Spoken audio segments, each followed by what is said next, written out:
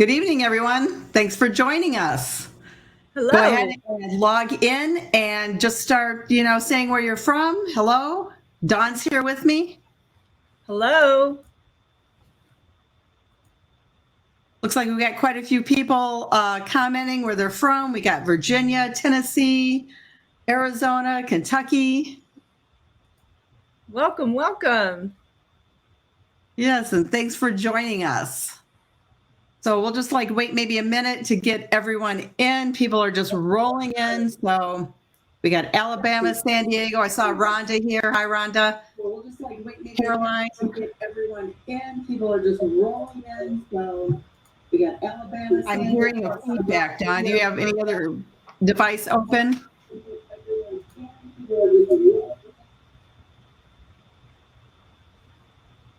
Dawn, can you hear me still? There we go. I think I can hear you now. Okay, great. Okay, everyone. So welcome to what we're calling Technique Tuesday.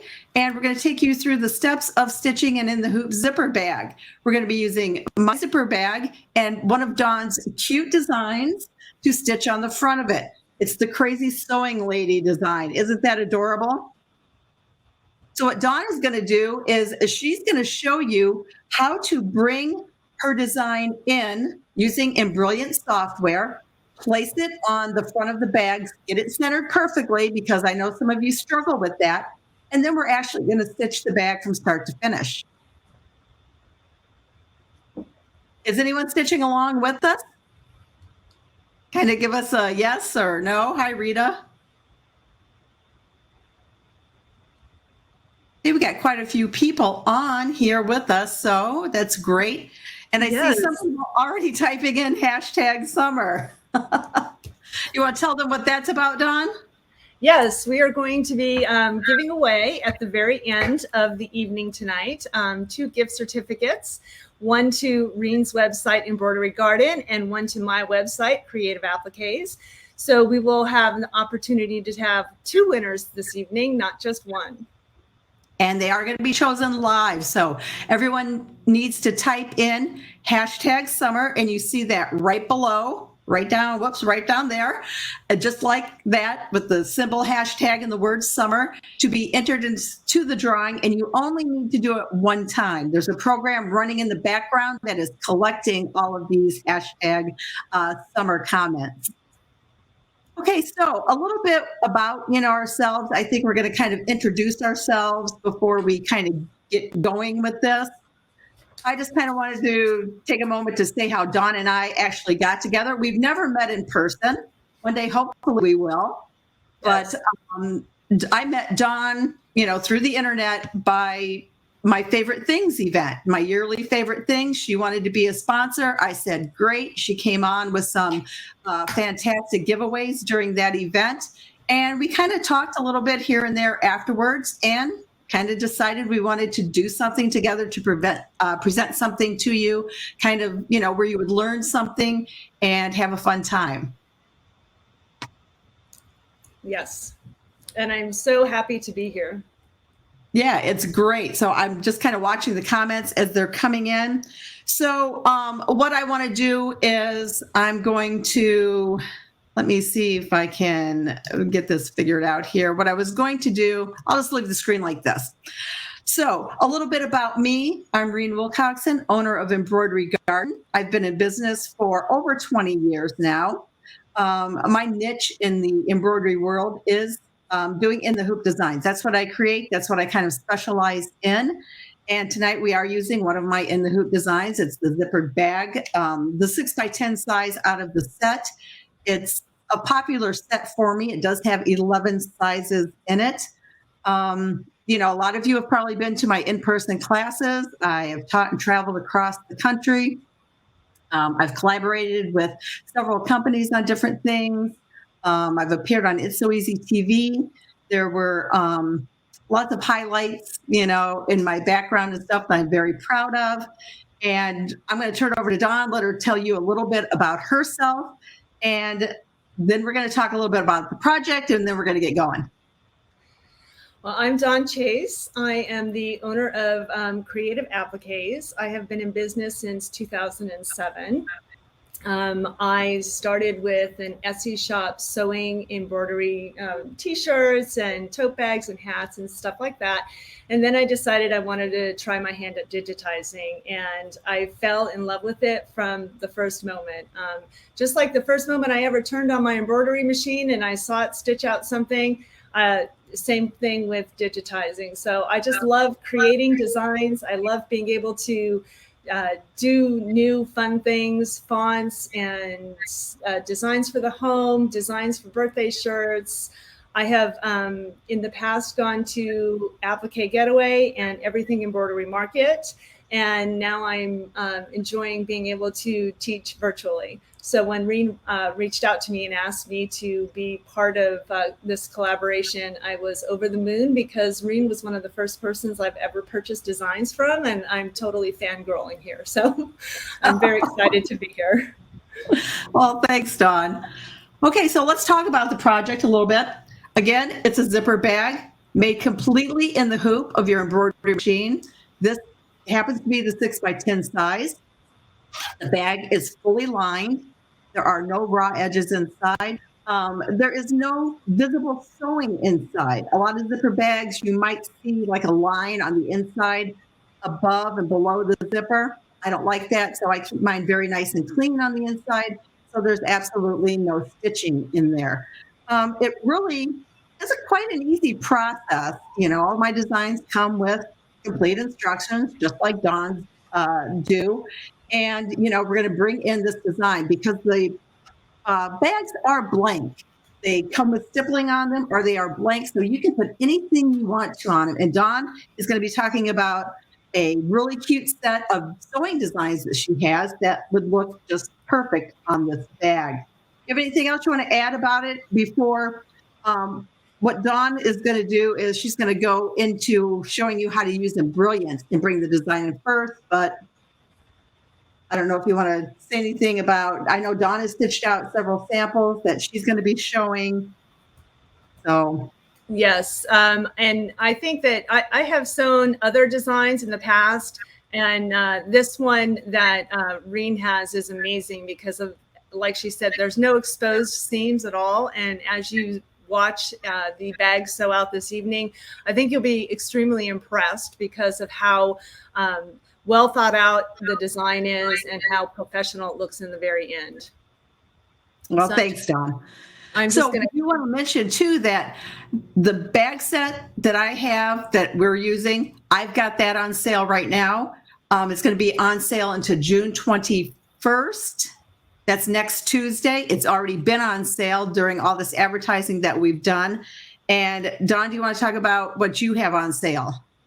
Yes, I have a set of the Crazy Sewing Lady. Well, the Crazy Sewing Lady design is a single, but I also have a set of 10 designs that are all sewing themed that is on sale right now as well. And it will be on sale as Reen's is through June 21st. And I put the links for both Reen's website and my website as well. If you want, I can put the links in there directly to the bag and to the sewing set a little bit later. I can do that. Yeah, let's see, I was going to put some links in. StreamYard only lets you type so many letters until it cuts it off. So that might come up as a couple of different comments in there. But we'll both be posting comments as we're going along here. So like I said, Dawn is going to take you through Embrilliance. That's a software that she uses for simple editing, etc. She also has a link for, I believe, a discount on the software if you're interested in it. So Dawn, are you ready to bring up your screen? She's actually going to share her screen with you to show you the steps. Yes, and how she did it. All right, let me find the window where I'm at. Okay, so here we are in Embrilliance, and I have brought in Reen's bag, the 6x10 bag that we're going to be sewing this evening. When it's brought into the software, you can see it's brought in like this. So in order for us to be able to center the design really easily, I am going to rotate the design. So I'm going to go up here to this little arrow and I'm going to rotate it to the left. And when I do that, it makes it upright so you can see where you'll be able to center the design. So right now we have it centered and sitting upright. And now after I've rotated it to the left, what I'm going to do is I'm going to go up to Edit and I'm going to left click and I'm going to click on Ungroup. I want to ungroup all the steps of the design because when it comes in as one design, one essentially kind of one step. And I want to make it so that it is separated. So I clicked on Ungroup. Now, after I ungroup it, I'm going to go up here to step number 4. You can see 1:4. That's the 4th step, and that's a rectangle. And so for us to place the design in the correct stitch out of the design, we need to have it so that it is going to be in the correct step, and we want it to be centered within that rectangle. So what I'm going to do is I'm going to highlight that, and I'm going to Control C or Command C, depending on if you're on a Mac or PC. So you're essentially just going to copy it and then you're going to paste it. So Command or Control C and then Command or Control V. And you can see right here, it made another rectangle and it put it at the very bottom right there. Okay. So I moved it just so you can see it, but I'm going to click undo and undo to put it back where it was. So now I'm going to go to the Crazy Sewing Lady design, and I've already opened it. This is the 4x4 design, and I'm going to do the same thing. I'm going to copy it, so Command C or Control C, go back to the bag, and I'm going to paste it. Now you can see it comes in exactly centered in the hoop. And if for some reason the design you're bringing in is not centered in the hoop, you can go up right here to this little center design and just press that and it will center it. So that's going to be centered horizontally and vertically. Now what we want to do is we want to move it so that the design you have is going to be within that rectangle that we copied and pasted. So there's several ways you can do this. You can use the arrow keys on your computer and just move it down. Or you can take it and I'm going to go over here and do the drop down arrow and I'm going to select the rectangle we have and I'm going to press the shift key and I'm going to, the command key, and I'm going to have highlighted both the rectangle and the Crazy Sewing Lady design. So I don't know if you can see that, but I have both of them highlighted. And over here in the sidebar, it shows you in gray that both of the designs are highlighted. Dawn, can I interrupt you for 1 second? Yes. Some people are hearing feedback. Do you have another microphone open or anything? I don't know if I do. Are there devices on or a page open? Yeah, I wasn't hearing the feedback before, but I am now. Let me see. Is it gone now? Is it still there? I'm not hearing it now. I don't hear it, but people are saying they hear it. Or someone said, do you happen to have your phone? I don't. No, I have nothing else on except for just the computer. Okay, well, let me. No feedback now. They think it's gone. So go ahead. Okay. Okay. Hopefully, let me know if it comes back, and I'll try to figure out what's going on. Okay, so now we have that rectangle that we copied and pasted, and then the Crazy Sewing Lady design, and we have both of those highlighted. So there are several. The next thing that you can do to get them both centered is go up here to this symbol right here and click on that. And that's the align and distribute. Okay. So now we're going to click the center V right here and click on apply. And so now what that did is it allowed it to become centered within the rectangle. And now what I like to do is I just like to use the arrows on my keyboard. I can hear the feedback. I don't know how to get rid of that. I'm sorry.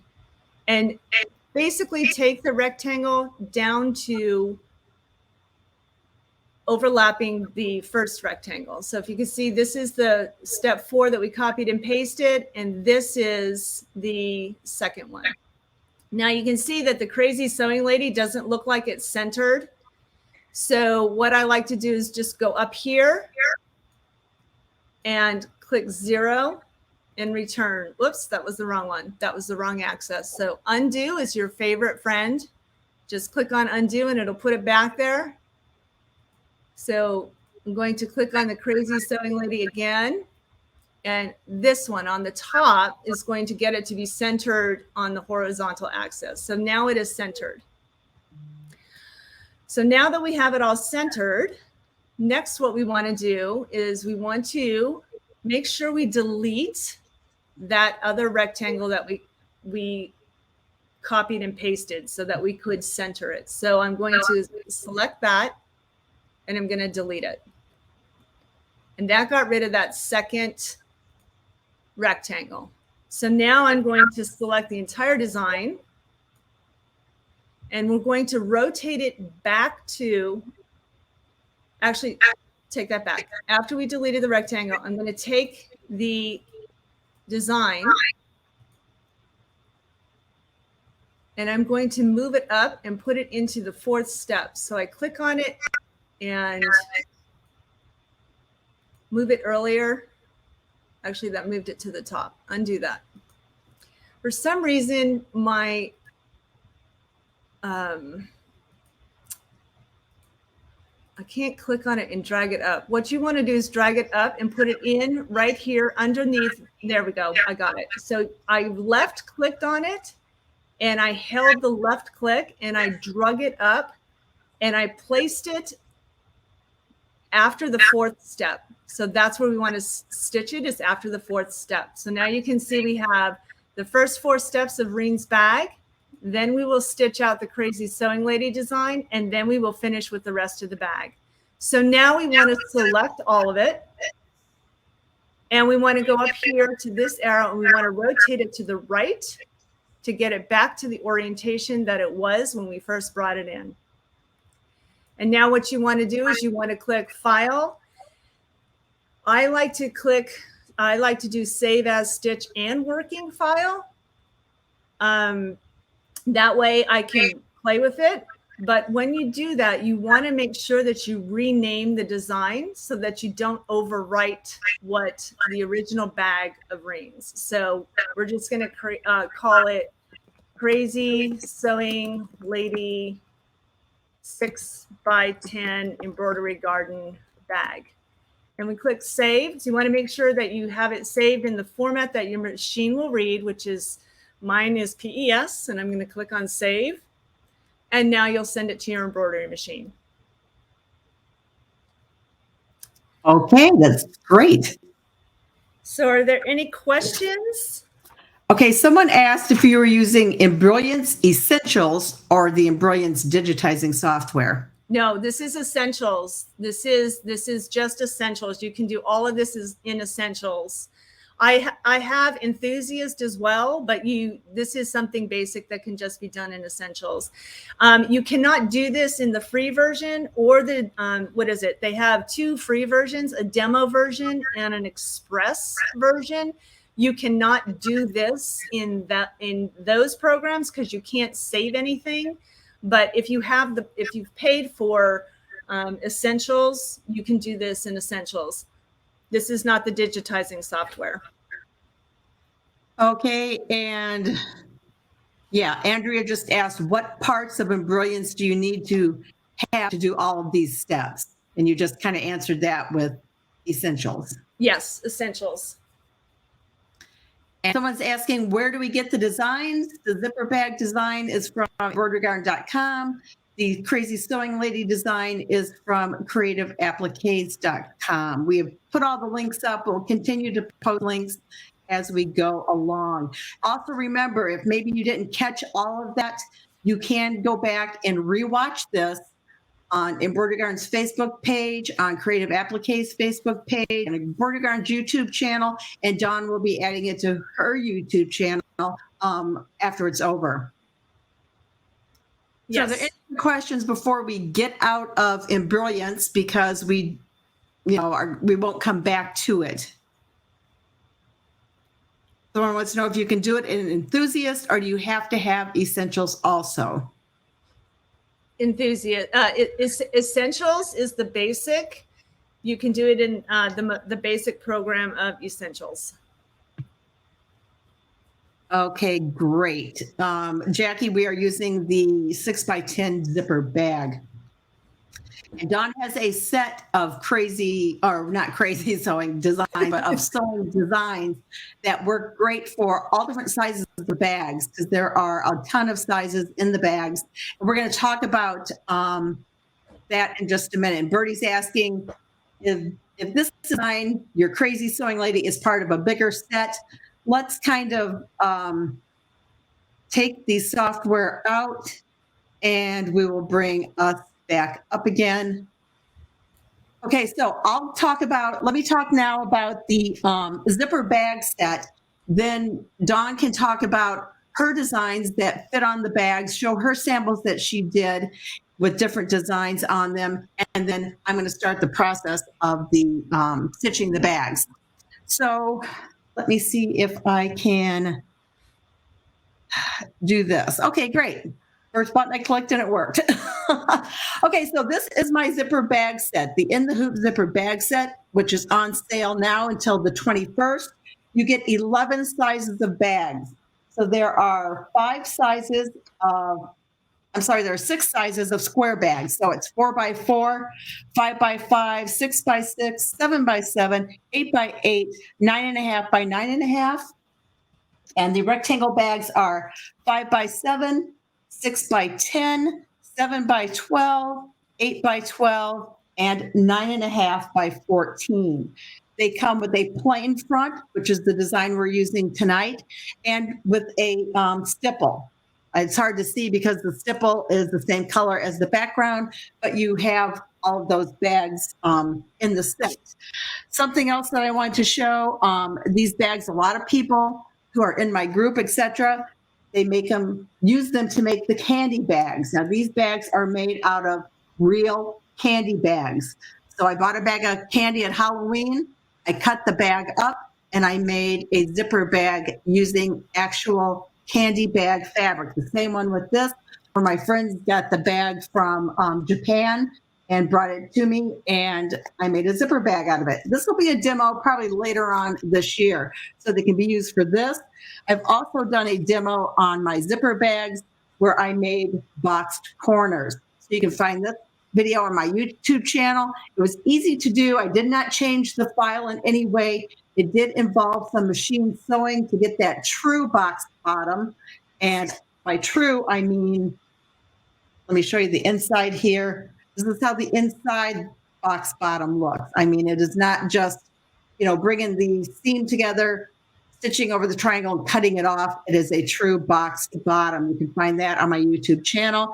The bags, I mean, you can make them, they're versatile, make them out of faux leather, make them using some cork. This one has cork and faux leather on it. My friend Molly, a lot of you know Molly, we worked together and she created Svg files as an overlay for the bags. So she has 22 files for the 11 sizes of bags, meaning, let me grab the two, like these two are the 7x7 sizes. See the two different patterns? So for each size of bag, you get 2 different SVG patterns. You cut it out on your Scan and Cut, your Cricut, Silhouette, whatever you have, and use it as an overlay. So this is actually cut out and there's fabric behind it showing through. You can find the SVG files that only work with my In the Zipper bag set at mollymadedesigns.com. And I'm sure if Rhonda's still here, she can pop that link up for me. I forgot to put it on my other list that I have. Also, instead of cutting like cork out to put on the top of the bags, I did another live where I used, this is, you kind of see how it changes colors. This is holographic HTV vinyl. So all I did was I cut it out of the holographic vinyl and pressed it onto the bag, but these are still Molly's SVG files. So isn't that pretty cool? Here's another one. You can kind of see I'm moving it around because as the light hits this holographic, it kind of turns in different colors. I've also stitched the bag out of Cuddle fabric, and be watching for something else for this coming. I am a Shannon Fabrics brand ambassador, and this is going to be a blog post that I did for them. And I'm going to be telling you about this Hello Beautiful design I did. It's got a knockdown stitch, but the bags can be made out of Cuddle. They can be made out of basically anything. So the set is really, really very versatile. So Dawn, you want to let me just switch this around, and Dawn can show her samples and tell you about her designs that she used. So these are all of Reen's bags that I used, and I add some of my designs. So you can see something else that you can do with the bags other than just the crazy sewing lady design. So I added a monogram. You know, in Embrilliance, they have a way of, you know, being able to just use your computer keyboard to type out letters. And so I did my monogram on this. This size is like perfect for, you know, cords, for earbuds or AirPods, great little change purse, you know, perfect for IDs when you're just running out to the store. It's really popular right now with a lot of the teenagers to take their keys and put them on like a bracelet essentially with their keys, and this is a great way to have like a little change purse with you. I added some more wording. I just made a little makeup bag here. This is the 5x7 where I added, you know, be beautiful. My fonts the links are in the comments. I think it's Rhonda that's doing that. Thank you very much. But these are two of my fonts that I just basically typed it up in Embrilliance and added it after the fourth step of Reen's bag. So this is the 5x7. Then back to school is coming quickly. My girls just got off of school, but I know some of you in other parts of the country have kids going back to school within probably the end of July, if not sooner. This is a great little design here. This is the 7x12 bag that, you know, you stitch out the ends of the pencil. This is all embroidery. So the bag is able to handle that with the soft and stable inside of it. This is one of my fonts that I added to it that was in Embrilliance. And then I'm sure you all are very familiar lately with the craze of the Stony Clover letters, patches that you purchase. So this is one of my designs. It's one of the collegiate fonts that I have that I brought in. It's in Embrilliance, typed it up, sequenced it in the bag, added, you know, did the 2 layers. The bottom layer here is just a marine vinyl. It's a glitter marine vinyl. And then the top here is a towel. And so very easy to do, make it look like you have, you know, those Stony Clover letters, but it's stitched right on the bag. So those are 4 of the samples that I stitched up that just playing with Reen's amazing bag and all the different sizes she has, and added different fonts and different designs from my website. Okay, weren't those bags just beautiful that Dawn showed? One thing that I want to show real quick too, you know, those letters that she showed with the vinyl behind it, you know, the big craze. I took one of my notebook covers and I put one of the big letters on it. So this is, I made it out of Cuddle fabric, and I actually used Cuddle for the letter. and it's got like a silver marine vinyl behind it. I love it. Her design stitch out beautifully. So I just wanted to show that real quick. I know it's not a bag or anything, but the letters are very versatile. They can stitch onto anything. Someone did ask a question. How are they going to get a design on the front of a bag if they don't have Embrilliance? What would you suggest, Dawn? Okay, so it's really simple. One of the things that you could do is you would first bring in whatever bag size you're using of Reen's, and you would start stitching the first step, placement stitch for the zipper. So the zipper, then you place 2 of the lining pieces and the one lining piece and the other fabric, stitch those down, put the batting. We'll show you all these steps.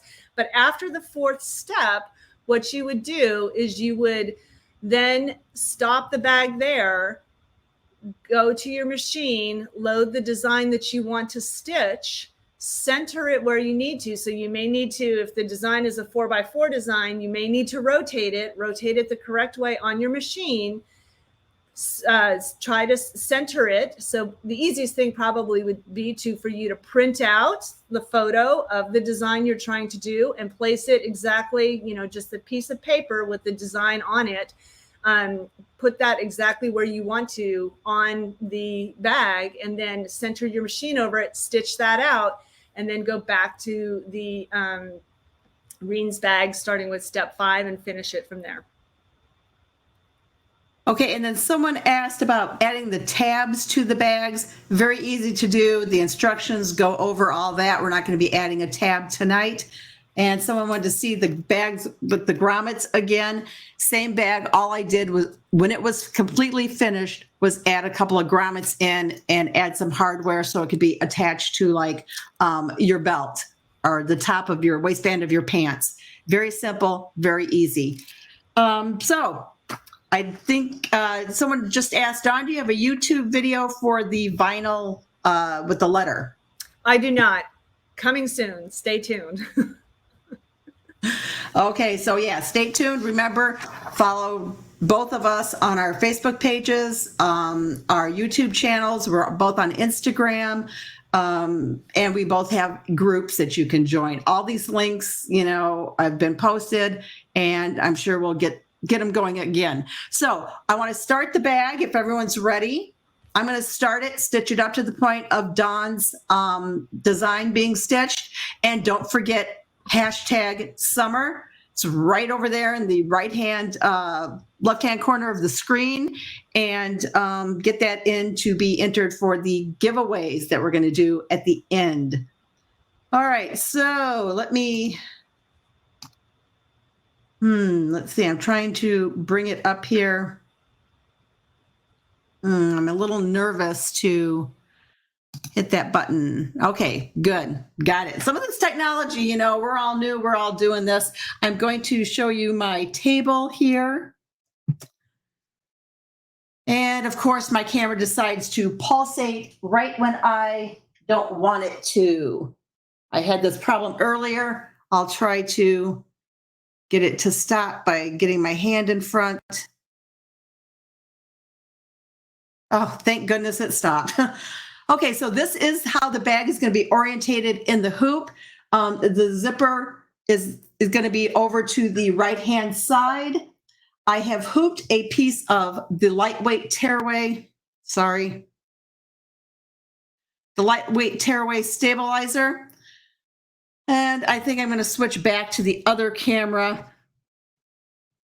because I had this problem earlier where the camera started to pulsate. I fixed it, and now it started again. So I've got my stabilizer hooped.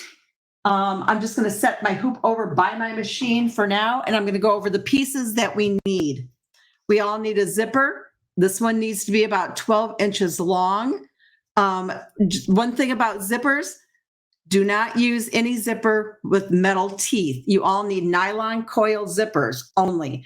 If you can stitch over it with a sewing machine, you can stitch over it with an embroidery machine because we will have to stitch over the ends of our zipper at some point. You need fabric piece A, which is the lining on the inside of the bag under the zipper. We have a lining piece B, which is actually the front of our bag. A little tip that I do, all of my front pieces, my main pieces, the two on the front, the one below and above the zipper, and the back side, I iron SF 101 to the back side of the fabric. It's a habit that I do. I just love the feel that it gives. And I think it adds just a tiny bit of structure to the bag. Is it necessary? No, but it's something that I prefer and I do it all the time. Piece C is a piece of batting. This is what is below the zipper. We like our bag to be a little bit padded. D is another piece of lining, which goes on the inside above the zipper. E goes on the outside of the bag above the zipper. F is batting for that area, just a strip of it. All these sizes of the pieces that need to be cut are listed in the instructions. This is the back of the bag, which is, let me see, piece G. And again, I've ironed SF 101 to the back side, just my personal preference. And then we have our batting, which is piece H, a big piece. And then our lining, which is the final piece, which is another large piece. Okay, so I'm going to switch over to my machine. The very first step that's going to stitch is a place line for our zipper because we need to know where to place that. So let me switch to my machine and get my hoop loaded on. My design is on my machine, and step one is again going to stitch the placement for the zipper. It's basically just two long parallel lines that are spaced apart the same distance as the zipper. I am using a number 3 zipper, which means it's about 1 inch wide. Number 5 zippers, you can use those. They're about 1 inch and 1/8 wide. So there's a little bit of difference, but you certainly can use them if you wanted to. So that's just going to get our placement there. And then you're going to be taping the zipper in place because we don't want it to shift or move on us. I like to use a medical tape. And I'm going to try to go back to, whoops, my machine wanted to stop for whatever reason. And it's just about done with the zipper placement.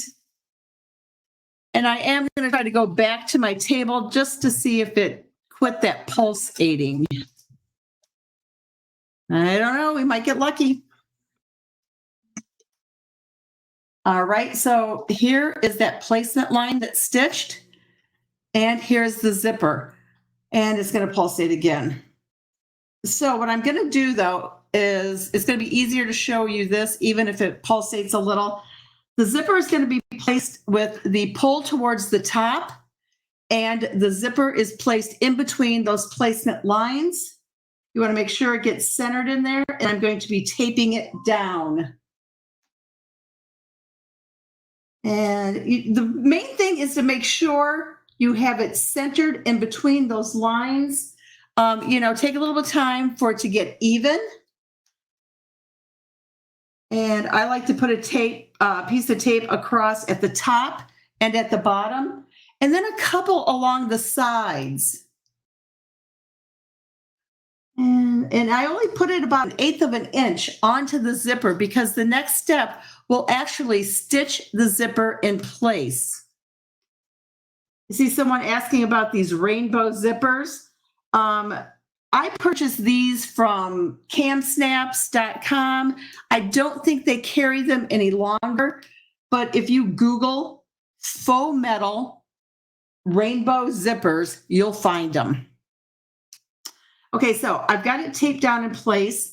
I'm going to put the hoop back on my machine, and the next step is just going to stitch along both edges of the zipper to stitch it down to hold it in place. That way, we don't have to worry about our zipper moving or shifting. So it just stitches it down.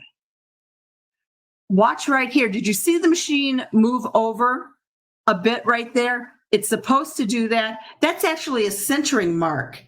that centering mark comes into play when you use Molly's SVG files, and those SVG files are available at mollymadedesigns.com.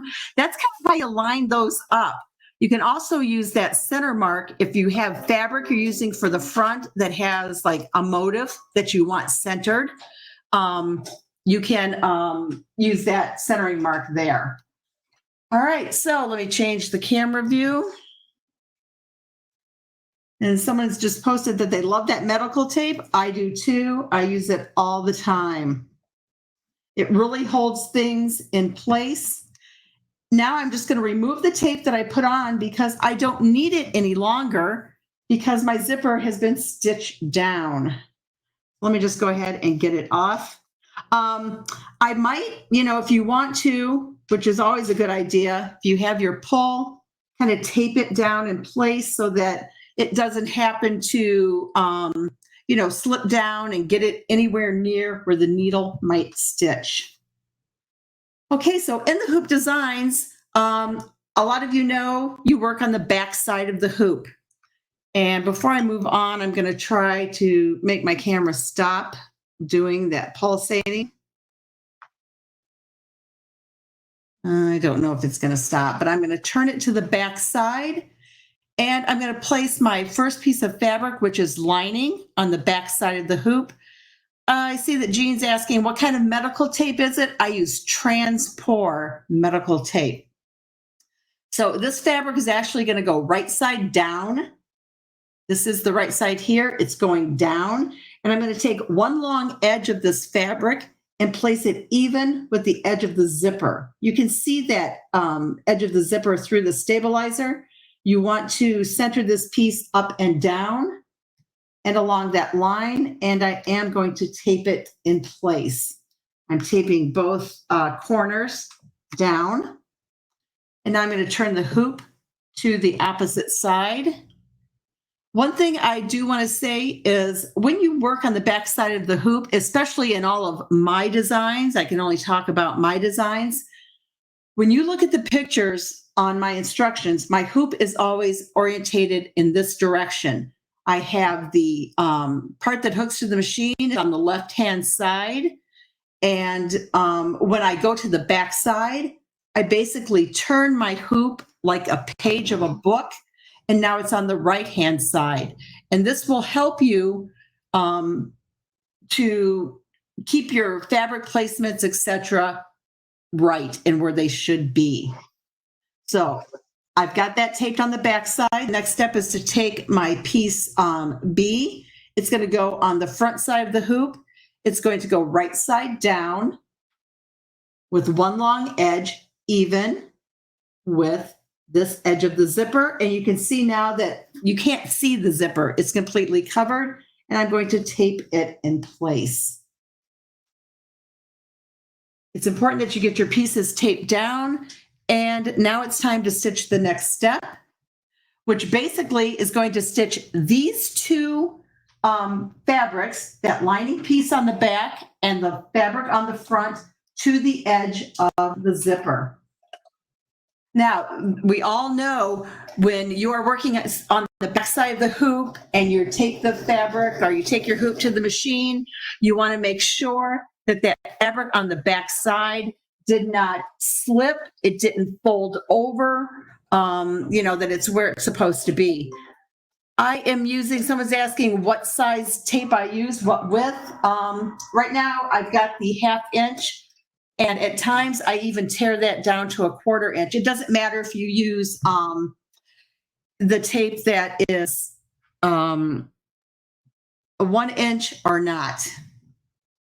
Okay, so there it is. It stitched the fabrics down. I'm going to take the tape off the front because this piece is stitched down. We don't need tape on it anymore. And I'm going to take my piece of batting and place it where one long edge of the batting. Oh, and then my camera just went bad. Let me see if I can't.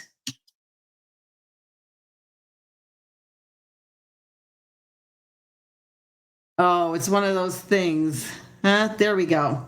So all I did was take the batting And I placed one long edge of it even with that seam that just stitched.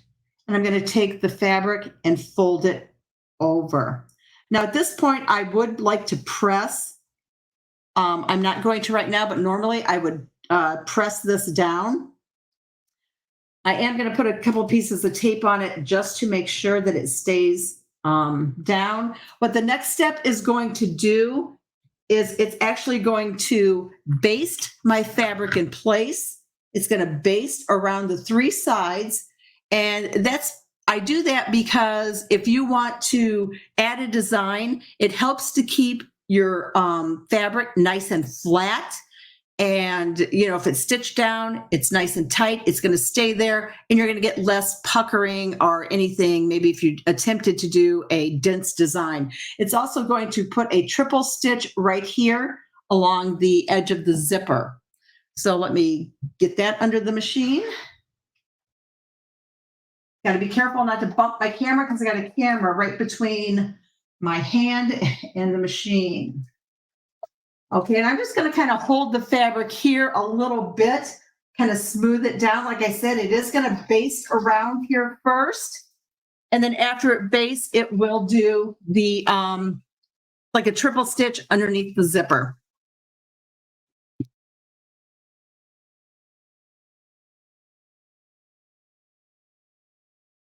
This way it keeps, doing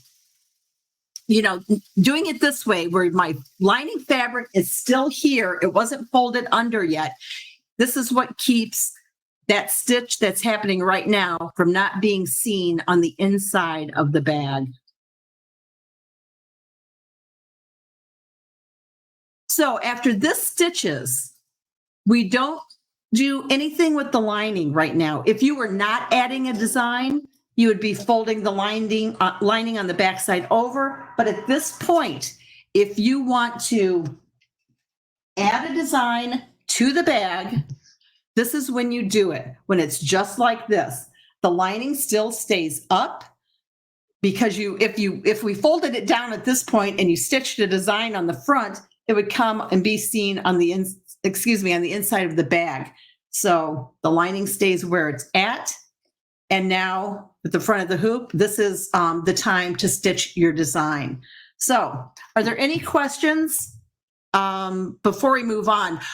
Dawn is going to pick it up now because the design we're stitching is her design. So she's going to go through the steps of stitching her design out. So let me see. Dawn, are you there? Are you ready?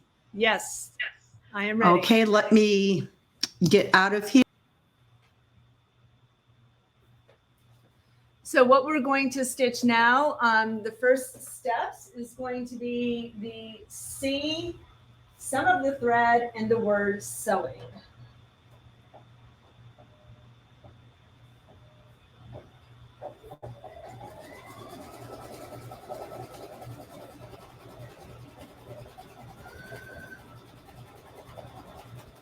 So as Reen mentioned, you're going to want to make sure that you do not move the lining back underneath at this point, so that when you're sewing this design, it will be covered from the inside. So my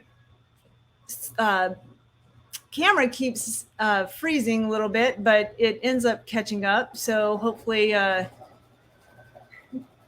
now we are sewing the C and then the word sewing, and then it will switch to the thread.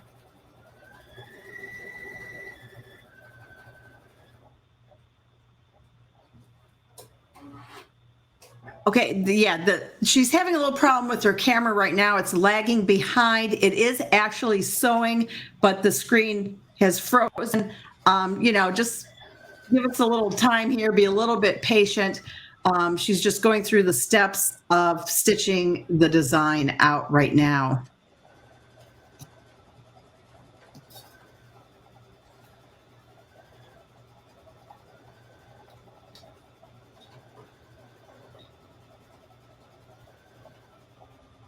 So don't forget to comment with hashtag summer to be entered for the giveaway that we're doing right at the end of this demo.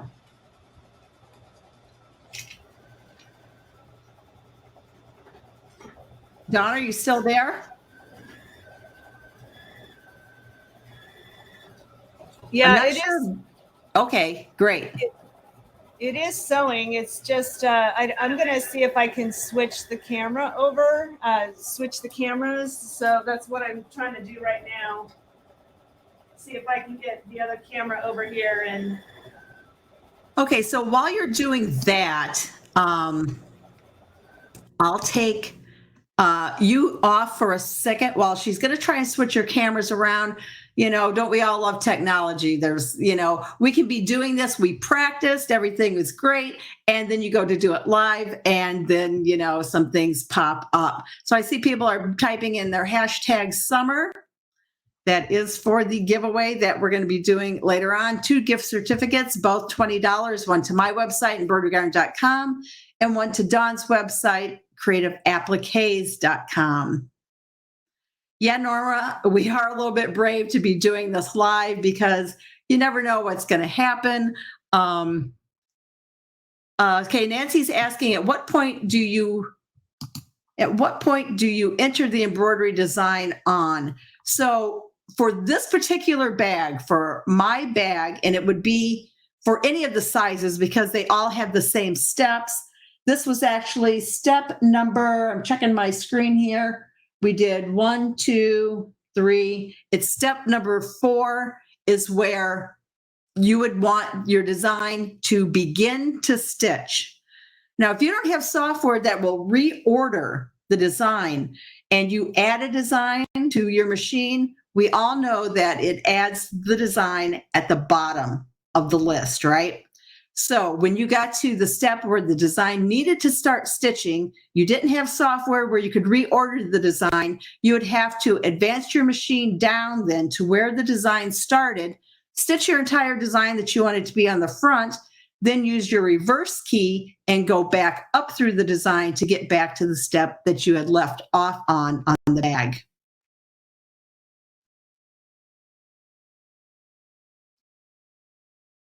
Yeah, it is hot, isn't it? It can be the heat because it is super hot. I'm here in Indiana and it was just miserable today.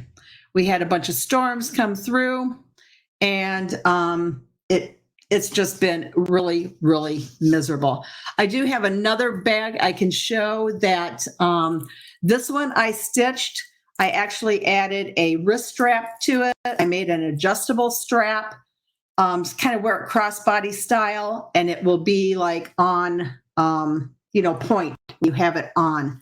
This one I use some of the foam, the Soft and Stable by Annie, so it's got really a lot of structure to this bag. You can kind of see I'm trying to bend it, and it doesn't really bend a lot. Surprisingly, it was very easy to turn. Dawn, are you? Have you got the other camera going? I think so. Okay, let me move it around here so you can see her design has been stitching all along. So now we're going to change over to the green thread and sew the next step. So this design, some of it is in yellow and different colors. And so what I chose to do was make it in the colors of my business. And so I changed it to different colors. So, when you get a thread chart from me, it's not going to be exactly, the exact colors for a specific thread company. So you just essentially use what colors you want in the sequence. So now we're going to sew. What is next is what is next is not the green. I'm sorry, I wrote this down, and it's actually going to be the pins. So this is the silver that's going to stitch now. Sorry about that. I wrote it all down, looked at it multiple times. So now it's going to be the needle and the pin. Okay, and while you're getting that going, there's a couple of questions. Skylar wants to know if you can use the bags as makeup pouches and use something on the inside to protect the bag. And I have done this where, you know, all the lining pieces, like I showed you at the beginning, I added, what do they call that? Vinyl fuse. It's a clear, kind of like a, not plastic, it's very close to plastic that you can iron onto your fabric. And I used it on all the lining pieces on the inside. So that made it where you could wipe it out. So definitely you can do that. It makes it a tiny bit harder to turn, but it's okay. Some other questions. Let's see. I saw some fly through here. The tab, I'm not sure, Jean, exactly what tab you're talking about, but let me grab one of my bags down here. Like I added tabs to all of these bags, and yes, the instructions tell you how to make a tab, when to add a tab, where to place the tab if you wanted to. Tabs are like optional.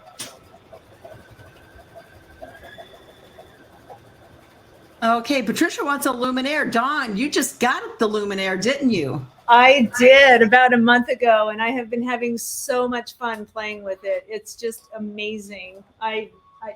Yeah, I can't say enough about it. I'm having a lot of fun with it. Yeah, I have the same machine and I absolutely love it.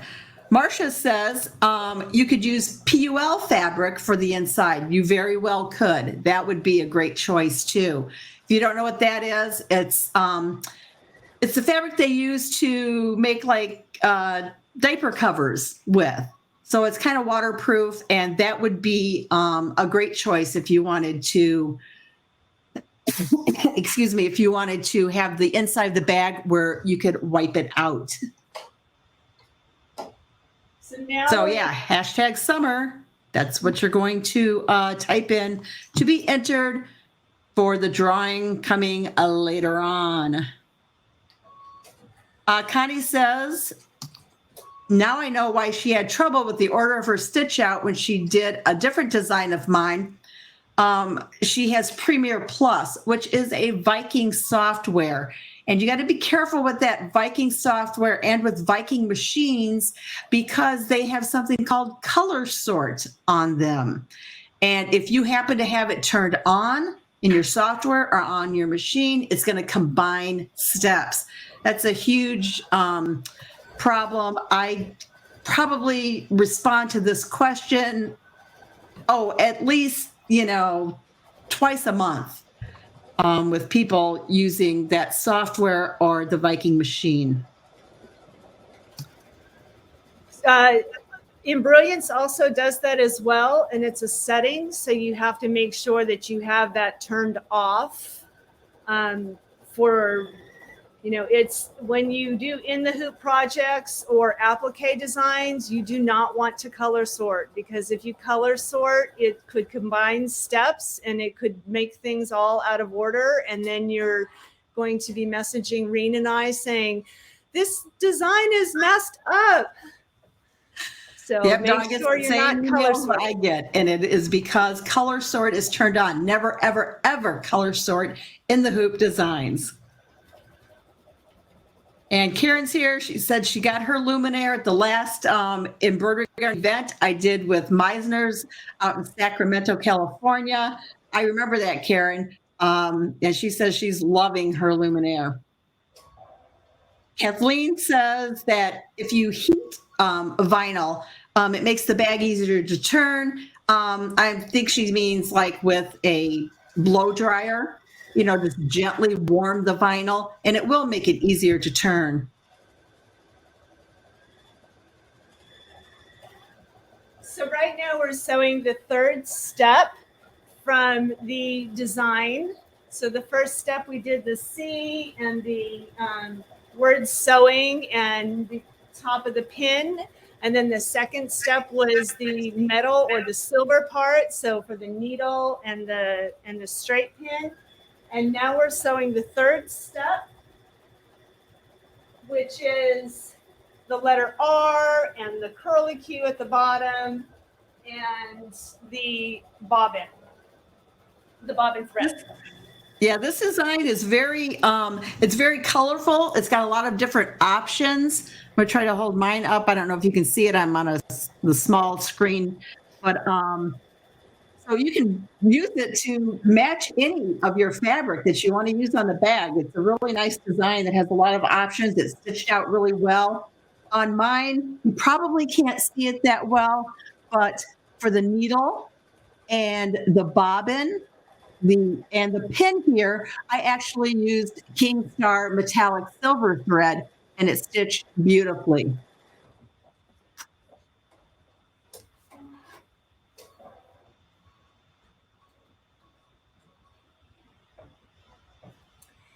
Now, I know one thing, Reen, you said when you sewed your bag out, you said that you added some more stabilizer. So when I did mine the first time, I only did the mesh cutaway. And I know you mentioned that you added another stabilizer before you sewed the design. Can you talk about that? Okay, yeah. So let me just bring me up here too. So what I did, now we're using the mesh cutaway stabilizer, which is fine to do, a bag, one of the bags with the quilting, the plain bag even. But if you're going to add a design, it depends too on the design, how dense the design is, how many stitches it has. Maybe one layer of this isn't quite enough to support the design that you're going to be stitching on the front. So what I did was, before this piece was folded down, I placed a small piece of cutaway just on the hoop underneath my batting and then brought the front down. And that was just because I felt that I needed a little bit more stabilizer underneath, which you can certainly do.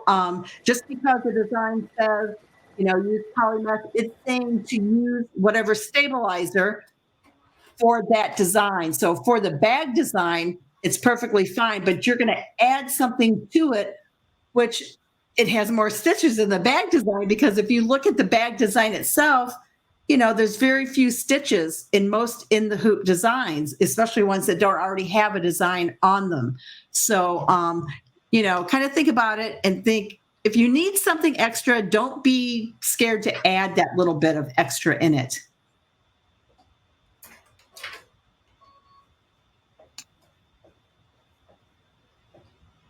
So now we're doing the letter Y. And I think with this whole design, even with Dawn's added embroidery design on it, my machine is showing, a 20-minute stitch out. So I think that that's really great to, get a bag done with the design on the front, in 20 minutes. Yes. And I have my machine. I don't run my machine personally. I don't run my machine at full speed. It can go up to 1,050 stitches a minute. I usually have mine running around 700 stitches a minute. That's just me. So I see that Janet said that she just bought the cut file. Great. Yeah. So if you're wanting those embroidery cut files for the cork fronts, like I showed you earlier, those are from mollymadedesigns.com. And you can also use those cut files to do the HTV like I showed. It's just pressing it onto the bag. I pressed it onto the bag after it was, I did a demo on that, and I show you exactly how to do it. It was pressed onto that piece of fabric, and that little jog out that came when it did that zipper, if you were here at the beginning, that's how you line that up to get it perfectly centered. Because if you don't get it perfectly centered, something like that is going to look a little bit bad.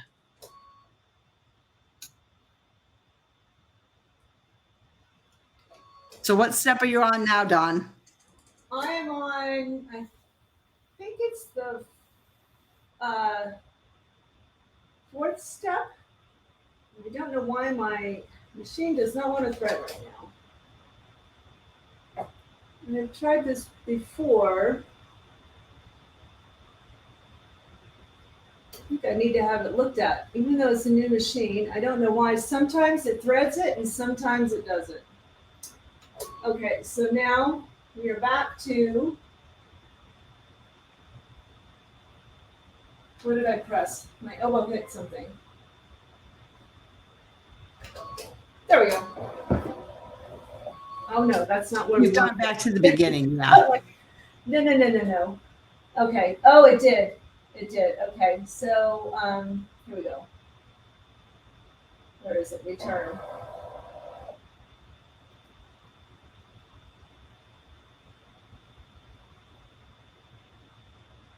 Edit.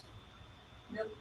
And Mary is asking Mary Orr about learning how to do the box bottom on the bag that I showed.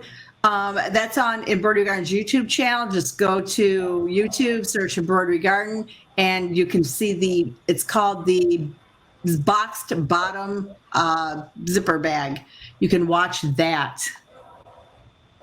Barbara says she's bought Molly's SVG files.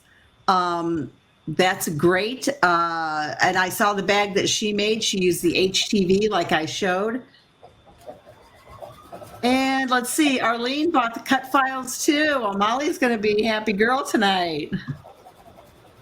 Those are beautiful. Yeah, that's what makes these bags so versatile, the set of bags. And remember, the bags are on sale until next Tuesday, the 21st, as well as Dawn's files that she's using. And don't you have another sale going on, Dawn? What? I'm sorry, I couldn't hear over the machine. What was that? Do you have another sale going on, or has that ended? Yes, I have 20% off the entire website. And then when you spend $10, you get a free font. And when you spend $12, you get an additional 20% off your total purchase. And you don't need a code for that? No codes. That's too much to remember, too much to deal with. It automatically happens. So now we are on the blue part, which is the letter Z and the word lady. So Mary, if you're looking for those cut files, I just typed in the link. It's mollymadedesigns.com. There's a tab on her website that says SVG files. Click on that and it will take you to the files. She not only has those that I showed, which are what she calls petals, but she also has hearts. She has some diamonds. So there's lots of options. Skylar is running to the website now. And Elaine likes the heart designs. And let me just grab my bag and kind of show that. So these could be cut out of cork as an overlay for the bag, or they could be cut out of the HTV holographic. It doesn't have to be holographic, but that's what I used on this bag. And again, with her heart files, there are 2 patterns for each size bag. So you get 22 SVG files for my 11 sizes of bags. So, I mean, the options are just endless. And Andrea's asking about Bernina hoops. I'm not real familiar with Bernina machines. I don't know about you, Dawn, but all of these sizes of the bags and all of the sizes of Dawn's designs are listed on our website. So, yeah, the Reen's bags and my designs, they all fit in standard hoops for the most part. I mean, most hoops are pretty standard with 4x4, 5x7, 6x10, 8x8, 7x11, or 7x12. So you'll just have to consult your machine and what hoops you have that work with your machine and see what fits in them. But most of these designs are pretty standard sizes. Right. Any machine, I mean, you might not be able to do, the largest bag in the set, but, there are going to be several sizes that you will be able to do.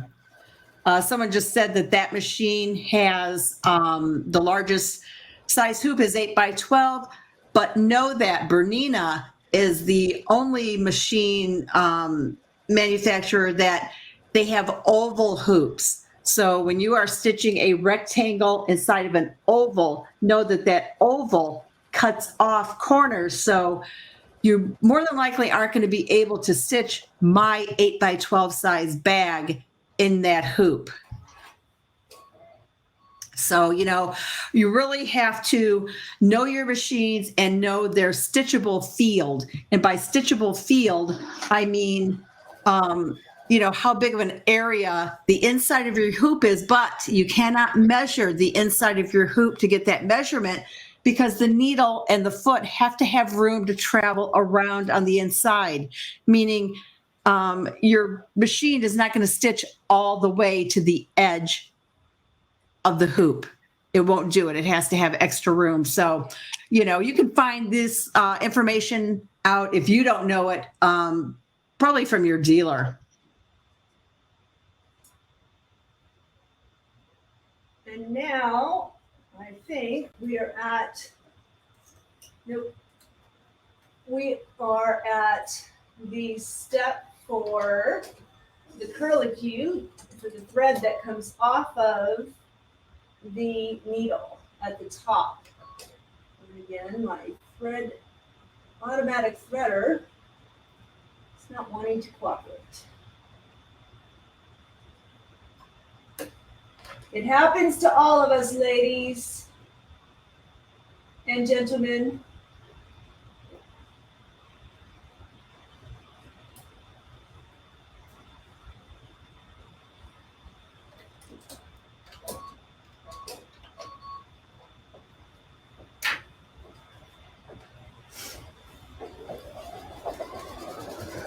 Okay, someone asked about our websites. I did go and type both of the links to the websites in the chat. Embroidery Garden for the bags is embroiderygarden.com. Creative Appliques for the designs, the letters, and the monogram, the fonts. Don has some beautiful fonts. Is creativeappliques.com. Sherry, you want a Brother Luminaire? Go grab yourself one. It is a fantastic machine. It is amazing. Loving And Mary is asking about what size needle do you use for embroidery? Well, personally, I basically, for almost everything, I use a 7511. If I'm stitching through something that's maybe a little bit thicker, maybe I'm going to, use some denim or something, I will switch to like an 8012. What about you, Dawn? Same. Yes, I pretty much 7511 for everything. And Andrea says, Sherry Lee, just go to the store. They just follow you home. Yeah, that machine will just hop into your car.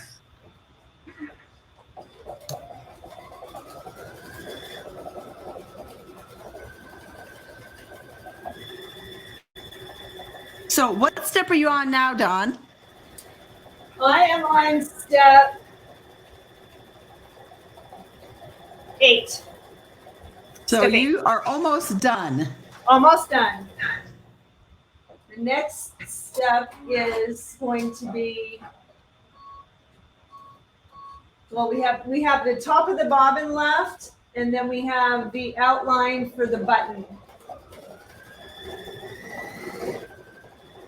Okay, Sherry's asking, can you zipper by the rill? I think maybe, do you mean zipper by the yard? That's exactly what we used. This was Yes. zippers by the yard. So it's a big, long piece of zipper. And you cut off the length that you need, and they come with pulls, and you just slide a pull on. I always use zipper by the yard. I love them.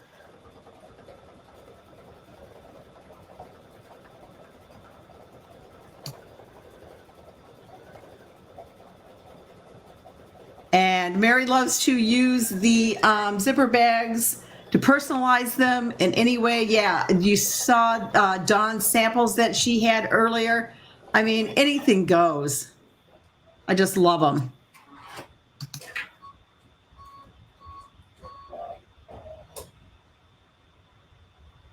And Norma, you should try the zippers by the yard.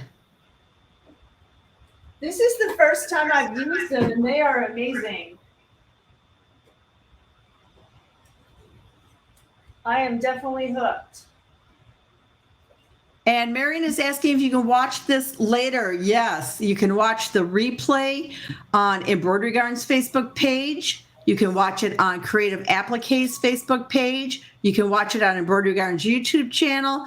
And as soon as it's, done, Dawn will be able to download it and put it up on her YouTube channel. So you got several places that you can watch it.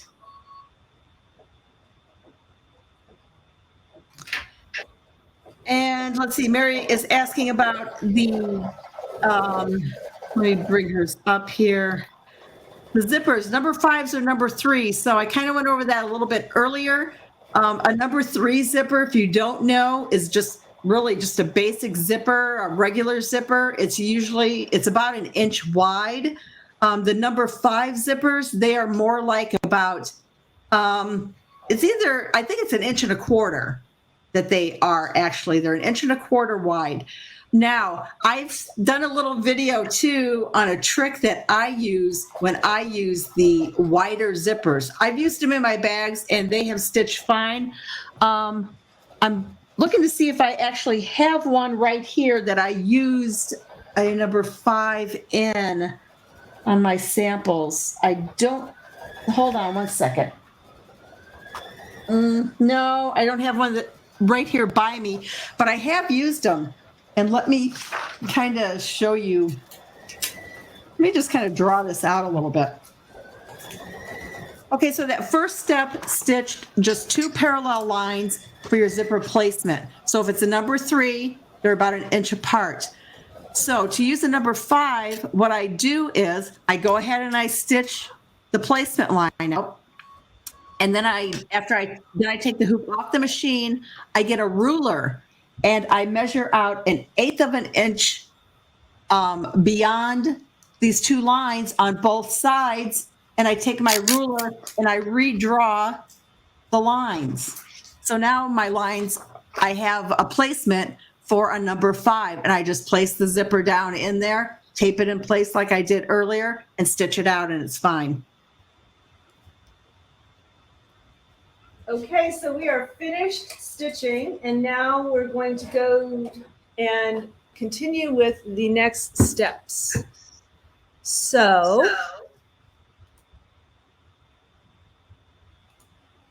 Janet's asking where you can get zipper number 3s by the yard. I shop at sallytomato.com. You can get number 3s and number 5s there. Okay, so now this is the way the design was on the machine. Okay, and as Reen said, she takes it like she's turning the page of a book. So we're going to turn it over now, and we are going to flip this lining piece down right now.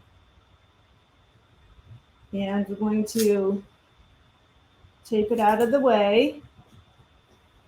I like to use generous pieces of tape, especially on the back side, because of not being able to see it when you turn it over. So we folded this lining piece down and taped it. Now we are going to take piece D, which is lining, and we're going to bump it up. I'm going to have to turn this so you can see better. It's going to be right side down to the edge of the zipper. And you can see the zipper through the stabilizer. If you can't see the zipper, just look for the top bobbin thread here, or the bobbin thread that is furthest away from where the hoop attaches to the embroidery arm. I'm going to take this down, so it's right side down. Okay, and now we're going to turn it back to the front. And we're going to take fabric piece E and right side down, again, to the edge of the zipper, to the right of the zipper. Now, one thing I want to make clear is that Reen has invested days of her life writing the most detailed, specific instructions and directions. So if this is not clear or you're not understanding it by our live video, you can consult her amazing instructions. So now we are going to go back to the machine and we are going to stitch this step. Actually, hang on. All right. And I am going to change my thread quick because I like having it all done in matching color.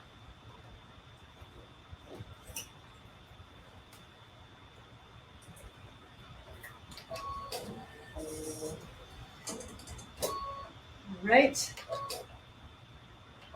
So now this is going to stitch this line to tack these two pieces down. And I always like to look just to make sure that it's all under there smoothed out. And I forgot to do that when I first put it on. So Marcia wants to know if you can stitch over a number 5 zipper. Yes, you can. Just always make sure that your zippers are nylon zippers, that the teeth are not metal. Never ever use metal teeth zippers. And Dawn, you're getting a lot of questions about those cute little spool designs that you have with the letters on them. Yes, so let me tell you about those in a minute. So now we're back at the mat here and we stitched that down. These little thread spools are an In the Hoop project, and we have all letters A through Z, numbers 1 through 20, and a blank one. And I have a video on my YouTube channel explaining exactly how to do these, why we use them. They're great for when you're sewing, great for when you're quilting, and exactly like this, In the Hoop projects. So we just stitched the lining and piece D and piece E. So now we are going to remove the tape here. Let's see if I can get you up just a little more. Okay, a little bit better. And now I'm going to put down piece F, which is the batting right here. And we're going to unfold this, okay? And now we are going to stitch this batting to the fabric.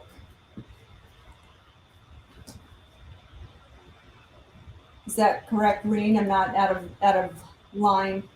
No, you're doing fine. Okay, so this is still like this. Okay. All right, again, I'm going to make sure, sorry, got to switch over to the machine.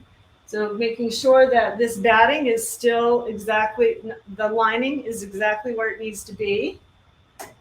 Put it back on the machine.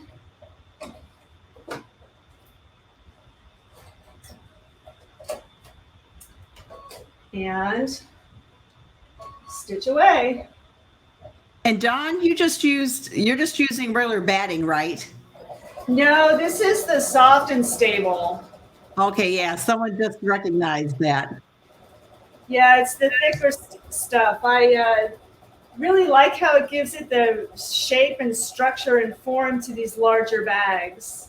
Yes, I do too. So Judy's asking, I'm sorry, go ahead. I don't use it on anything smaller than a 6x10 though. The 6x10 is about the limit of where the size I'd use it on. Yeah, I love it to add that structure. Yes. Judy's asking about my press and a hoop pads and why I no longer have the brother ones. At this point right now, whatever inventory I have left, it is at clearance price. something new is coming on the horizon, and it's coming very, very soon. So be, following Embroidery Garden's Facebook page and watch for the announcement. And of course, I'm going to be doing brand new videos and demos on it. So just keep an eye out. Something new, something great is coming. Okay, so now that we've stitched that down, we are going to turn over to the back side, and we are going to fold the lining open, or unfold the lining, I guess. Folding, unfolding.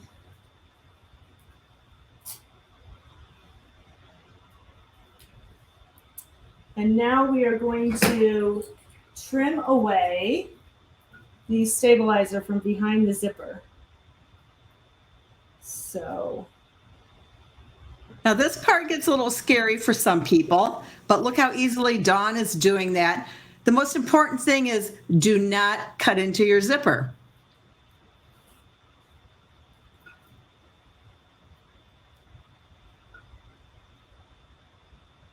Or your lining. Yeah, or your lining. But the thing about this mesh is if you've got nice sharp scissors, it pretty much just, cuts right through it.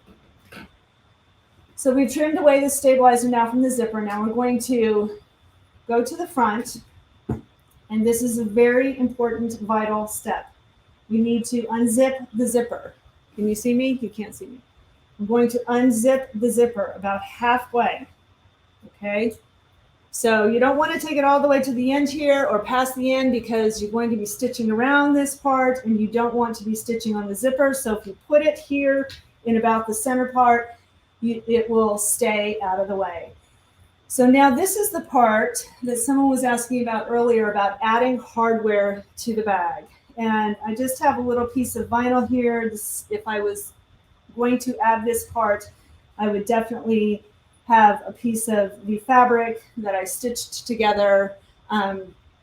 But Reen has an amazing free download that you can download that has, it's a card that she uses for her snap tabs, for the cam snaps, I mean.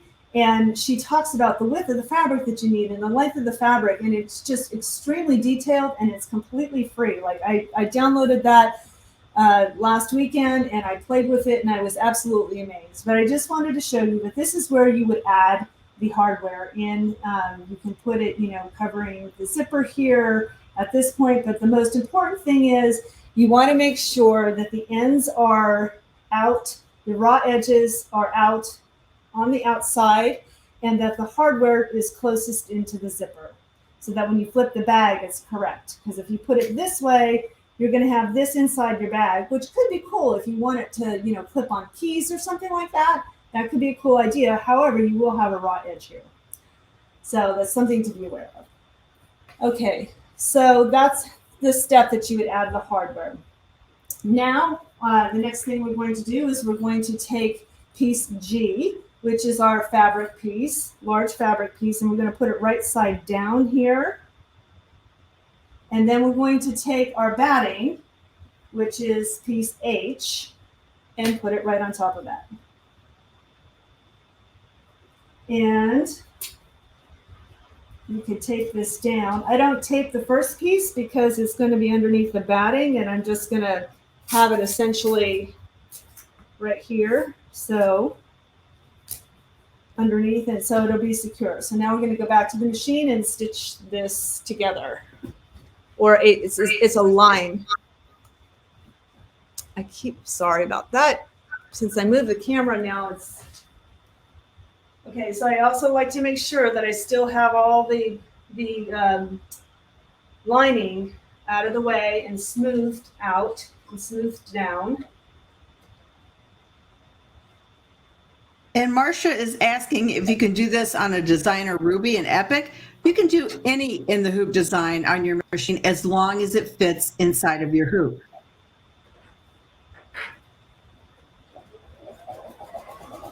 That's why it's important for you to know your stitchable field, on the inside of your hoop. And I see people are typing that hashtag summer. Remember, only type it in one time, but get it in before the end, and you're going to be in the live drawing for the giveaways.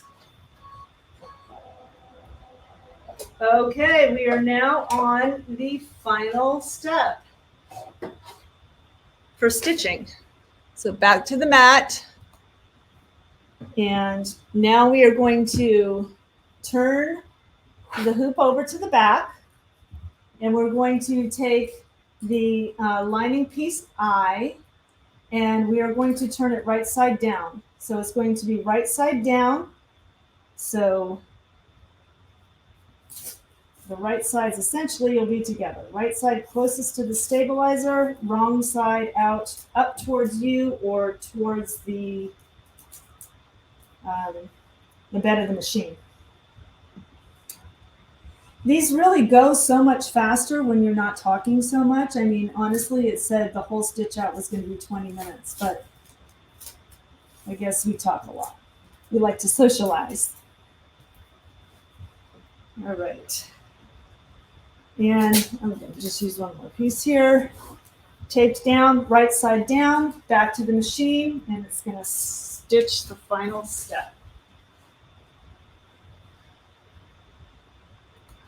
Marcia, if your video is frozen, I think it's on your end. No one else is showing an issue with it. You might want to refresh.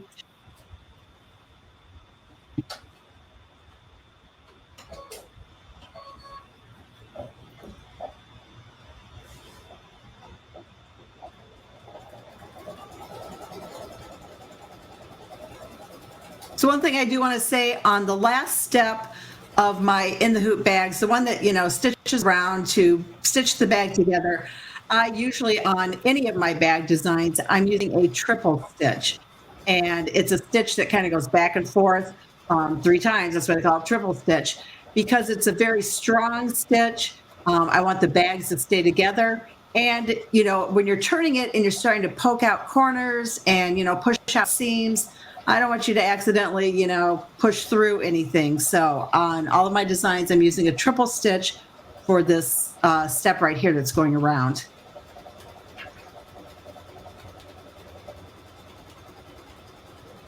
Anita is asking about using the Brother magnetic hoops for the bags.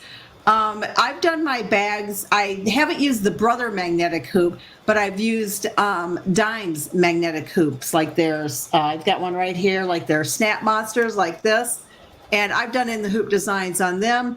You kind of got to be a little bit careful, especially when you like turn to the back side and stuff. So, to make sure that the frame stays, connected and stays together. But you can definitely use magnetic hoops to stitch in the hoop designs and these bag designs. Okay, so there is one more step to stitch, and Reen is going to explain that to you. So on my zipper bags, what I started doing, and it doesn't really matter where I put the zipper or anything, but like, for example, on this bag, so let's just say I'm at the point where Dawn is, there is one last step, but you do not stitch it. And it is a little X, and it's an X down here in the corner. The reason it's there is because, if you have a zipper that's like in the center of your bag, whether it's going vertically or horizontally, if you, some machines, and Viking does this, I know, it stops and then it goes to the center and it takes a stitch. And the problem is, if you have your zipper pull, Dawn's zipper pull is like right here right now, you unzip it halfway, that the foot, if it's done stitching over here and it goes to the center and you have your zipper pull right here, the foot's going to hit it or the needle's going to hit it. For whatever reason, Viking machines kind of take that final stitch. I'm not sure why, but in all my zipper bag designs, I got into the habit of adding that small X. The instructions tell you not to stitch it. It tells you what it's for. It's basically a precautionary step. You don't want your foot or your needle to drag on it. I also do it too because some people can add straps. You can add straps to any of these bags if you wanted to. But if you added straps, they would have to be gathered here in the center. And you're going to have a lot of bulk there when you put those last two pieces over the top of the hoop. So I don't want that foot coming back and somehow, catching on the bulk that's there. That's why that step is there. It's to protect you and your machine. Okay, thank you. So now we're going to go back to the cutting table. So we're finished stitching now. And it is time to get the bag all cleaned up. So I don't know about you, Reen, but I like to save this tape. A lot of times it has a lot more stick to it than just using it one time, and I like to reuse it if possible. Yes, I definitely reuse my tape. So now we are going to get it out of the hoop and clean it all up. So I like to use regular scissors to cut off the ends of my zippers. I do not like using my good sewing fabric scissors to cut the zippers. That's just a preference of mine. How about you, Reen? Do you use just your regular sewing scissors for cutting zippers, or? Yeah, I do. I never thought about that. That's a good tip. Yeah, I don't know. I just feel like it's just, even though it's plastic, it's just a little bit harder than, our fabric is. So, okay. So and Jackie's asking if you use no-show mesh for the stabilizer. Yes, that's what we are using. Yes, that's what I have here. So one of the things to be really aware of is that the bags need to be turned. And so if you can see, so would be the back side of the hoop. There isn't any stitching right here in this area. If you turn the bag to the front, you can see there's stitching around the entire area. So this is very important, an area where you do not want to cut off the seam allowance to 1/4 inch, because this is where you're going to turn it and be able to hide that area. So the first thing I usually do is when I turn it over is I make sure I cut that part in at an angle like this. So I'm not worried about now cutting this. But the other thing you can do, you want to leave these two lining pieces longer. And I like to just leave them this long because it gives me a little bit more area to tuck in and to be able to use my Steam-A-Seam iron-on adhesive to glue it together.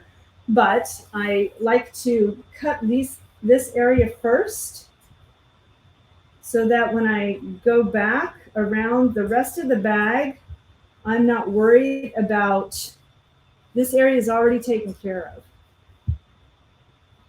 And I go ahead and I trim all of this stuff really close because it's going to be covered up. I also like that these scissors just glide right through that soft and stable.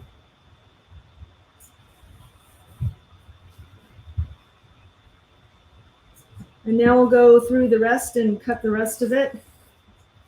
About a good 1/4 inch. The scissors I'm using are Kai. I think that's how you say it. K-A-I. Had these for probably 30 years and I've had them sharpened once. So if you can invest in some good scissors, these are some of my favorite. Now I know you can cut all of this all at once. I like to do it in steps. Takes it a little bit longer, but I feel like I get a better turn in the end because all of this stuff is cut closer. I like to cut the soft and stable as close as I can to remove some of that bulk. If you're just using a normal batting or something that's thinner than the soft and stable, I wouldn't take all of these steps. And you certainly could just do it all in one step as well. How about you, Reen? When you use the soft and stable, how do you like to do it? Yes, I do like to trim the soft and stable close to the stitching. It just makes it easier to turn. It keeps the bulk out of your corners. It keeps the bulk out of the seams. Yep. And it does really just like, just your scissors just glide right through it. I'm not even cutting. I'm just moving my scissors straight through it. Yeah, a lot of people are saying Kai's are their favorites. They are my favorites. I probably have, oh, geez, at least 15 pair of Kai scissors. I think I have them in just about every size. Yep. Okay. Last one, and then I'll cut the fabric and we will get this turned and be And, a lot of people, I know you enjoy stitching, the bags, you enjoy stitching in the hoop projects, but, taking your time with the trimming and, everything, following all those instructions is, equally important as following, just the stitch out instructions. Following the finishing instructions is really important. And taking your time with these steps is important too, to, make your project look the best that it can.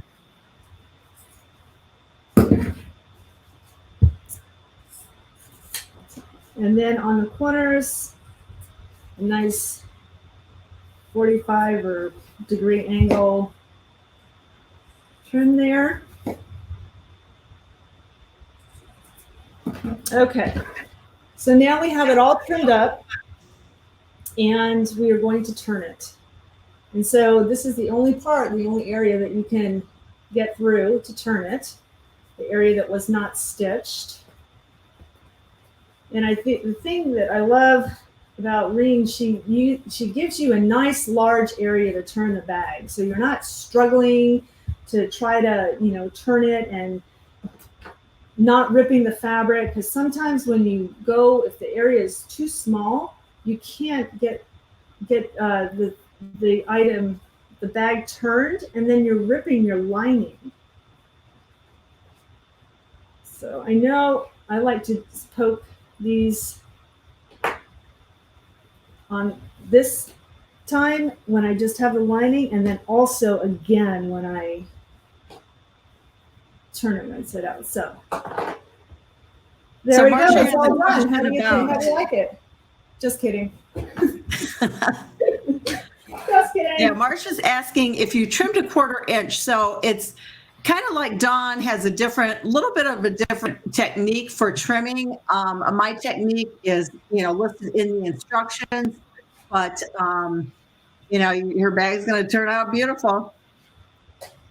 So I like to give this just a little bit of a press just to kind of get it a little flat, especially when you're using the soft and stable. It's a little bulkier. So now I turn these corners in.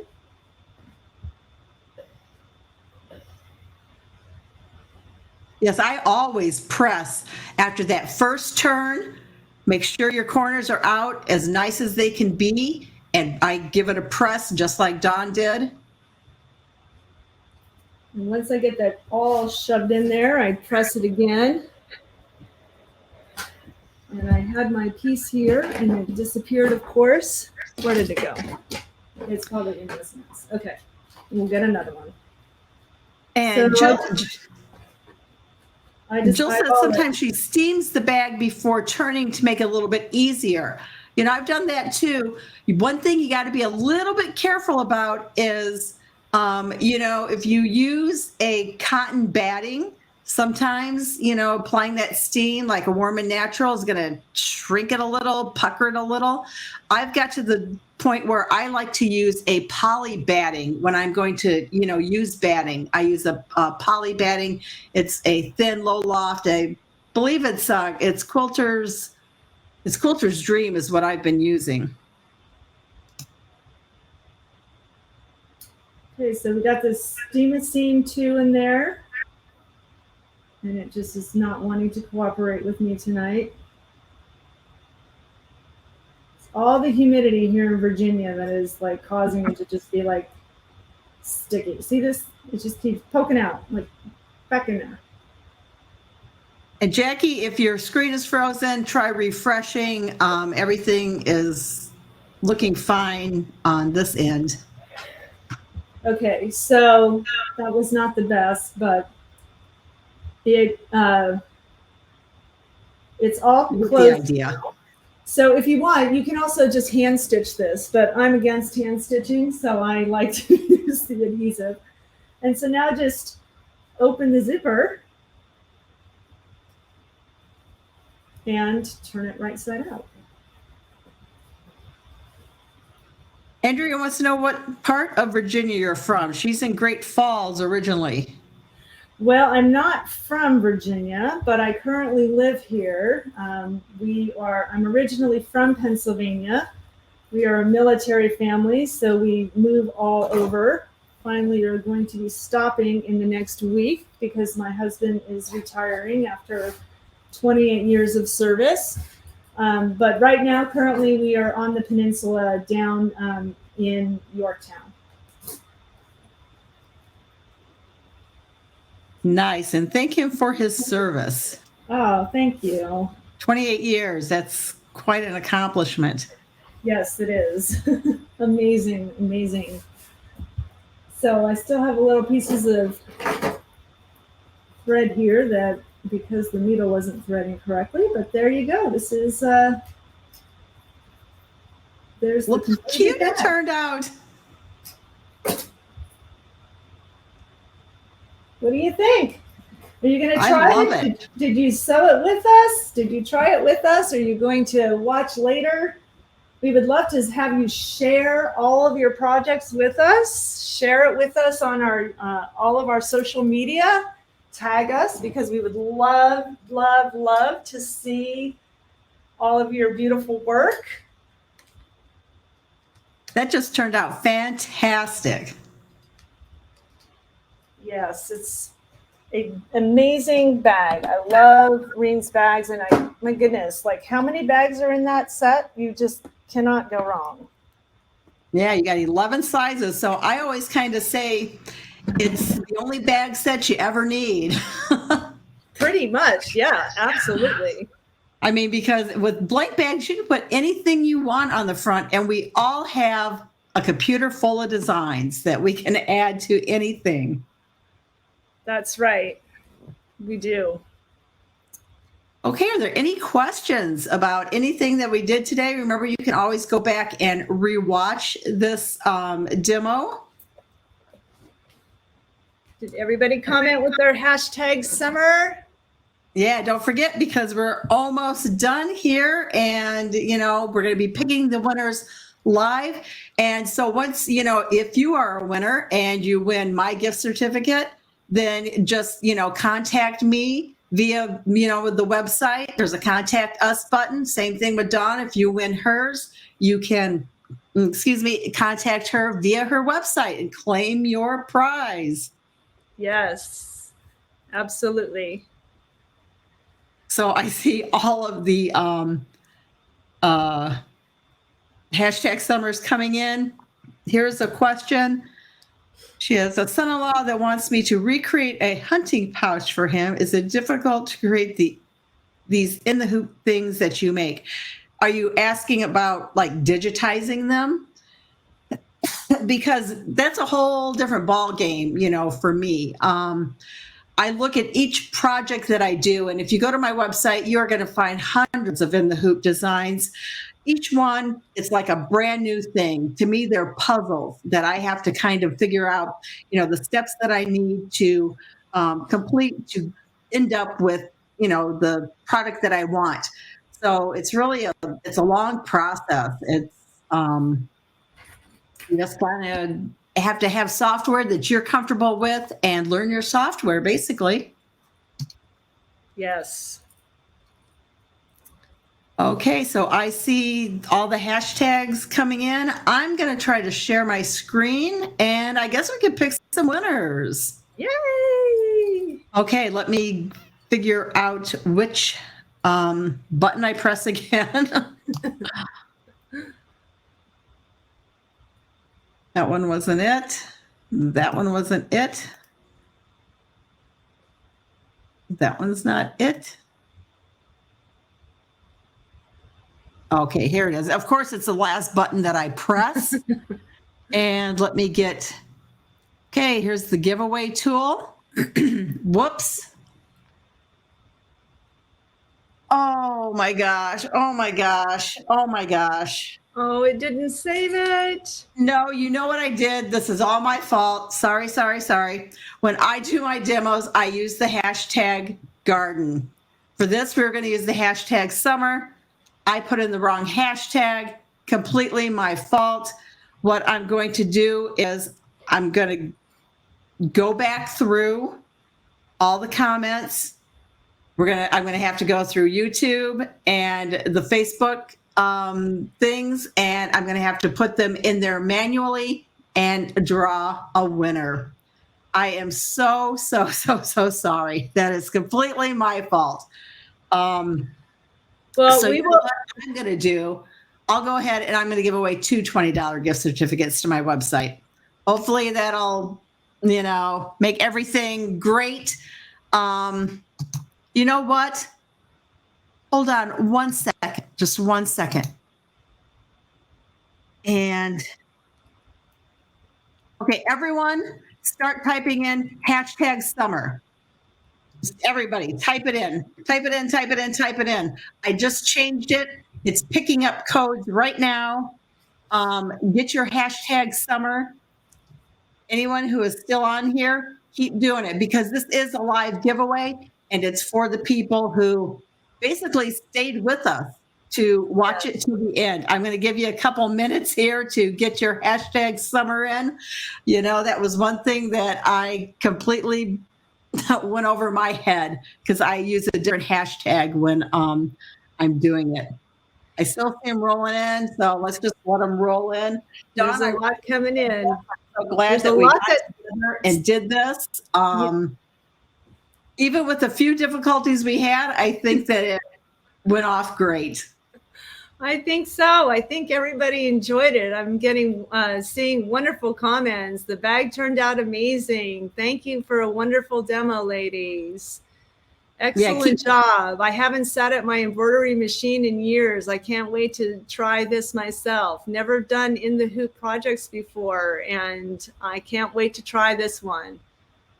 Yeah, with this video and also Reen's detailed instructions, photo instructions, you just have to carve out some time, sit down, and you can definitely do it. Her directions are so specific and so clear, and they've got pictures and everything. And Dawn's designs stitch out beautifully, so you can't go wrong with those. Remember, hashtag summer. I'm letting everyone kind of get back in and get that hashtag summer. Just keep typing it in. As long as I see them rolling in, I'll keep it going. And as soon as I see it slow down, then we will go and pick the winners. Thank you, Renee. Renee said, your studio looks amazing. Thank you. It only took me about 11 months to get it. Hashtag pandemic. All of my cabinets in here are from IKEA, and I wanted to order them all at one time. And I would, every morning I would check the website and one of them would be there, but the other one wasn't. And so I didn't want to order them separately. And then I finally realized I'm just going to have to order each piece as it's available. And then hopefully I'll get it all. And so, yeah, it took about a good, 9-10 months. It's kind of like having a baby. It took that long. But it's just about there. I still have to finish the desk here. I got a great standing desk that I really love. And so, it helps to be able to, when you're running back and forth doing quick designs like this one, like Reen's bags, and you're cutting fabric and then you're placing it on the machine and going back and cutting more fabric, the standing desk makes it really helpful too for that. So I love that. Okay, so get those hashtag summer in. I'm going to go back to sharing the screen for the giveaway. Okay, here it is. And it looks like we got 198 people entered into it. That was kind of almost close to the number of people that were watching. I'm going to click draw, and as soon as I do that, it's going to start randomly going through the names and landing on someone. So here we go for the first gift card. Hopefully you guys can see this happening. And this is for who? You or me? I'll take this one. Crystal Magnuson.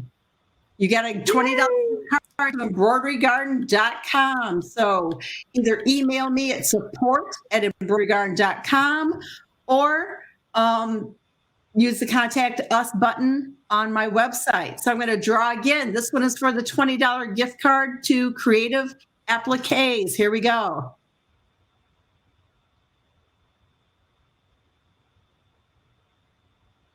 And the winner is Sherry Maley. You get the $20 gift card to Creative Appliques. Contact Dawn via her website. And because I had the little boo-boo with it, I'm going to pick another winner for another $20 gift card to Embroidery Garden. So here we go. Good luck, everyone.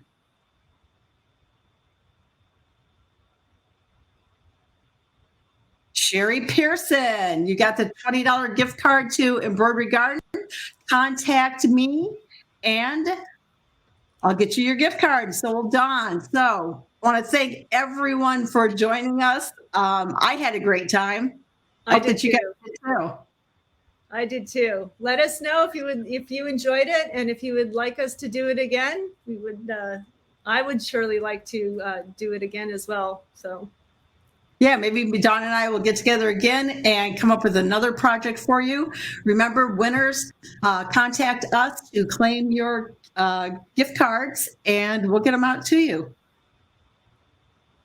Oh, Anita, you're so sweet. She said we all won today. Aw, very sweet. Thank you. All right, everyone. Dawn, do you have anything else to add? I saw more comments about the little tags. You can find them on my website, creativeappliques.com. They're right there on the home page, or you can find them right under new releases. So that's where you can find them. Okay, well, thanks everyone for joining us. Have a great night, and be sure to like and follow Creative Appliques and Embroidery Garden on social media so you can see what we're up to. Thank you, everyone. All right. Good night, and have a great day tomorrow stitching out something.